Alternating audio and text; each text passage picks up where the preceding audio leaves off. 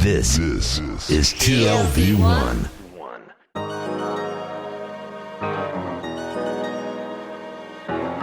The Tel Aviv Review with Gilad Halpern.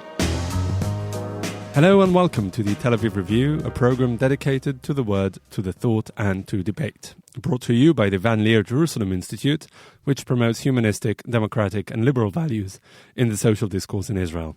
I'm your host Gilad Halpern, and every week I'll be engaging in close encounters of the intellectual kind with writers and scholars, or simply people of ideas, of all types and vocations, who have done something to make our lives a tad more interesting.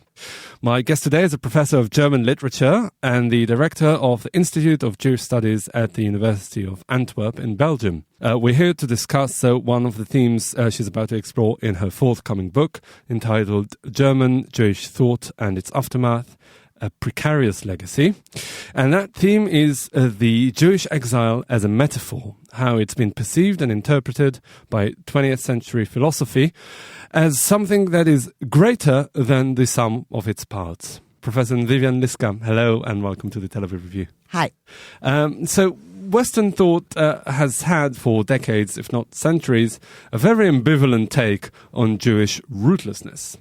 The fact that the hallmark of the Jewish identity is a place or a landscape that's not necessarily physical or concrete.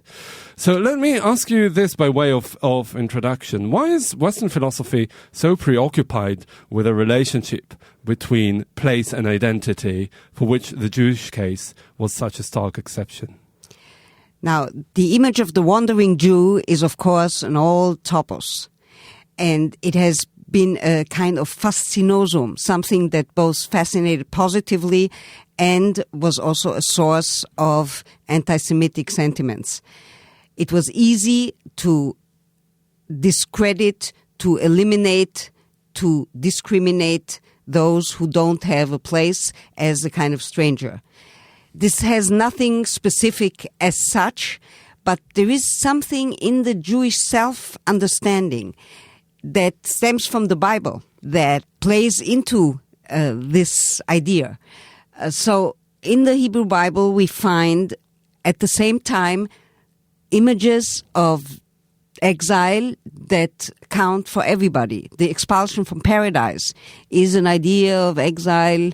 So irrespective of their actual physical condition as living in exile, not in Zion that is, so it's at the same time a very real environment, a very real context, and also a philosophical or a theological one. Absolutely. It is a highly politically charged notion, but in terms of philosophical discourse, it is both something that is relating to a concrete history and something that is of the order of the imaginary, of the order of discourse that has its roots way back in earlier writings and in earlier what one assigns to an identity, to a group, to a people.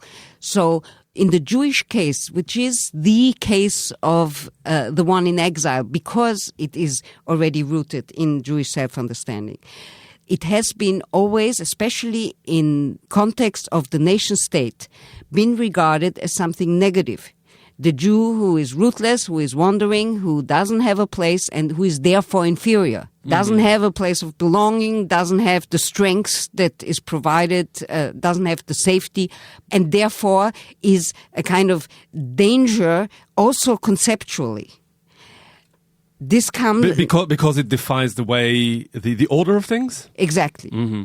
And at the same time, in certain circumstances, and this mainly counts for modernity, Jewish rootlessness, Jewish exile has become positively charged. Mm-hmm. Because that corresponds, well, in some ways it corresponds to modernity, to the understanding of modernity, where being at home no longer coincides with the reality of modern man. Mm-hmm. So also with the universalist notions of, that everything at the end of the day is fundamentally the same for everyone and everywhere? Well, this is exactly where the dilemma starts and why this interests me at the level of philosophical discourse. Because on the one hand, yes, this is an idea that is universally valid as a kind of positive value for some, related to cosmopolitanism, related to movement as opposed to fixity, as opposed to stasis. But on the other hand, if this is universally accessible for everybody, what do you do with the fact that this is linked to a specific experience, in this case of Jewish exile? So that's what has made, paradoxically in some ways, Jewish exile as something universally accessible. Mm-hmm. And the big question is, how come that it's precisely Jewish exile that has turned into this positively valued metaphor? Because after all, Jewish history is also a history of suffering from exile. But that's where it then becomes very political. And I was looking for a way, so it was considered, it became very political because those who would say, look, exile is a story of suffering, this would theoretically lead immediately to an affirmation of a territory that one owns. On the other hand, if one completely blends out the suffering from exile, that leads to not doing justice to the experience that goes with it. Mm-hmm. Which, at the end of the day, these two solutions that you just listed were, in fact, the fate of the Jews in the later half of the 20th century, either Zionism, that is a reconnection with a piece of land, or positively valued, as you put it, living in the diaspora, in exile, and by way of affirmation. I mean, this is the right way to do it. How did it really come about in terms of, this unentangling of this question? And I want you to focus, please, on the advent or the victory of the Zionist paradigm as being, at the end of the day, what most Jews around the world relate to in one way or another. Well, it's certainly with the catastrophic climax of the suffering from not having a place in the Shoah that there was, even among those who earlier would have affirmed the idea of a cosmopolitan diasporic Jewry, it became complicated to, and for some, simply impossible to continue to think along those lines after the destruction that took place. Nevertheless, there were, of course, voices also after 45 who did not associate with Zionism and who tried to revive the idea of a positive Jewish exile.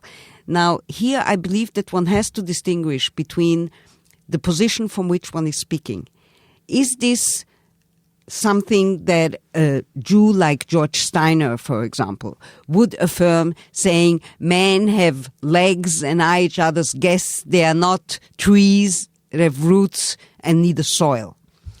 There are certainly some who think that as a result of the experience of the Shoah, where the soil and blood ideology of Nazism was something that led to the eradication of another people. For others, that was the conclusions to draw from this experience went in the other direction. We now do need a soil and a territory. But I'm trying to understand philosophically. I mean, those people, the theorists and philosophers who put these ideas into constructs, philosophical constructs, and of course had a familiarity with Jewish theology and Jewish tradition and Jewish philosophy of the past. I'm trying to understand, and if you can give a few examples, Steiner was a very good one, but perhaps others as well, how it transformed the way that Jewish philosophy perceived itself, not just in practical terms, but also the more, I'd say, long-lasting consequences of that. Certainly in the early 20th century, there were voices like the one of Franz Rosenzweig, who absolutely refused the idea of territory and philosophically thought through the affirmation of the Jews as a people away precisely because they don't have a land. That is what lends them their spiritual dimension that turns them into a people, into a community that differs from others that are rooted in soil. Also, the general idea of modernity played into the hands of that idea. Now, after the war, there were mainly non-Jewish thinkers who involved the metaphor of Jewish exile, and these were my primary examples when I started thinking about this. Thinkers like Maurice Blanchot, like Jean-François Lyotard. This is in the French context, but that goes all the way to contemporary thinkers like Judith Butler, who see in territory the opposite of exile, in being linked to a specific land. They see that as non-Jewish or anti-Jewish. And that goes in different degrees and with different reflections. Something links them, but the inflections are very different. So you have, for example, Blanchot, for whom Jewish exile is the epitome of the mobility of the spirit, of the mobility of the mind, the Jew as rooted in the letter, in the law, in the word, as opposed to being rooted in the land. And that metaphor was very fertile, and for Blanchot and others, precisely something that could resist nationalism. And you can find for Blanchot that which for him is the most valuable, which is écriture, which is literature. As such, literature is being associated with that kind of Jewish exile, and he has all those metaphors about the desert.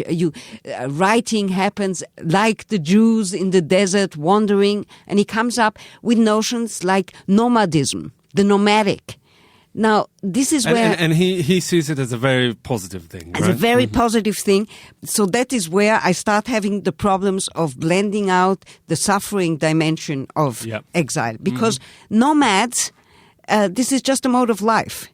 And when you associate writing or literature with Jewish exile and then immediately call this the wonderful nomadism, there's a kind of romanticizing that takes place. Jews were not nomads, and here I would even go along with Moshe Edel's idea, a contemporary Kabbalist scholar of Kabbalah, who says the Jews were no more enamored of not having a place to be than others. So it's hardly something to be romanticized. That's what to our mind, at least, is the way to look at it. But I'd like to move on to another elephant in the room, as such. One was the Holocaust and the advent of Zionism and how that transformed things. But also, coming from a philosophical exploration, how did all this feed into the postmodern turn? Again, rootlessness, in not having any kind of anchoring in anything, is something that is bound to be complementary to such ideas. So that's exactly where the other problem happens. So on the one hand, you have the problem of anti-nationalism, that one is more aware, one was after 45, more aware than ever of the dangers of the blood and soil, of the notions of rootedness, but then on the other hand, of that blending out of suffering. And in postmodern times, this becomes paradoxically consolidated, that idea of, not having a place, not having roots, to the point where there is a kind of lightness with which one has approached this issue. And my attempt in my thinking about the matter was to see whether there was a way in which one can ward off simultaneously that obliteration of the suffering without falling into an affirmation. And is there? Well, I'm a reader primarily. I found that possibility in some poems, in some literature, in some passages, but it's something that one can draw out of poetic language as a kind of inspiration to think this possibility further. And I found that, for example, in a poem by Paul Celan, where there are these lines thrown about, nevertheless traveling, with grief that cannot be undone. Mm-hmm. So there is when I found that poem, I realized... When was that poem written? It was written in the 50s, Paul Celan in the late 50s. Paul Celan was a survivor of the Shoah. His parents were killed in the Shoah. And there was this grief of not forgetting what his situation as a Jew brought him and his environment to. Yeah. And at the same time, refusing to settle. So nevertheless moving on. Nevertheless refusing a dwelling and yet not forgetting. So at least he formulated that problem. This is certainly not an issue of solutions, but at least it brings one to the awareness that one has to keep both dangers in mind and try to expand one's horizon in imagining other possibilities. I'm sure that also personally you're drawn to that formula because you divide your time between Belgium and Jerusalem, and you're always on this invisible border between Israel, between the rootedness and exile. It's interesting that you immediately associate Israel with the possibility of rootedness. One could imagine that coming from Europe, this here would be the place, my other place where I am. Fair enough. But as a Jew, I mean. No, I think that it's very interesting that you formulate it this way, because that indeed indicates that it's not quite here and not quite there. And in that, I can see myself as moving as what I called, the cosmopolitan. And at the same time, I'm very aware of the problems involved in seeing oneself, as that there is a danger of the romanticization of that as well. Mm-hmm. So I think that it is at a deeper existential level that a kind of, I wouldn't call it even the balance, but the simultaneity of dwelling enough not to get lost and at the same time refusing to settle, that has to be found. Mm-hmm. All this is very interesting and very inspiring, but I'm afraid we have to leave it there. Professor Vivian Liska, Professor of German Literature and the Director of the Institute of Jewish Studies at the University of Antwerp, and author of the forthcoming book, German Jewish Thought and Its Aftermath, A Precarious Legacy. Thank you very much for coming in today. Thank you. That brings us to the end of our show today. Thank you very much for listening. Also, big thanks to Alex Benish, the technical producer of this show. I'm Gilad Halpern, signing off here in Tel Aviv. Do join us again next week for another edition of the Tel Aviv Review. And until then, goodbye.